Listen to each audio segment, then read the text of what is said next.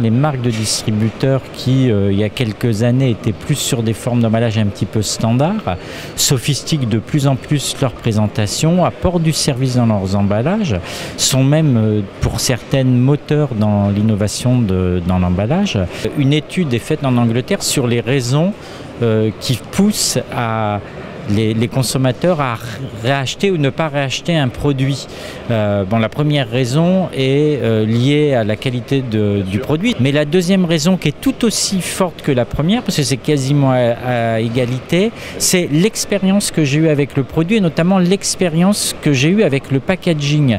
Est-ce que le packaging s'ouvrait facilement, ou quelque chose qui se verse mal, qui coule, etc. Ou qui conserve mal le produit. Qui conserve mal, qui fait du gaspillage, c'est rédhibitoire. Fabrice, est-ce qu'il y a des produits que tu voudrais plus particulièrement nous montrer, dont tu penses qu'ils méritent, qu'ils ont fait un effort particulier en matière d'emballage? Ce pliage portefeuille qui contient de la charcuterie, c'est... Et quel est l'intérêt d'un pliage portefeuille comme ça? Ça tient moins de place Ouais. qu'une barquette, donc en logistique, même en transport. Voilà, c'est aussi un moyen de différenciation. Et puis il y a pour moi qui est le grand gagnant, qui était qui a été primé donc, hein, qui a été primé, que tu as sélectionné.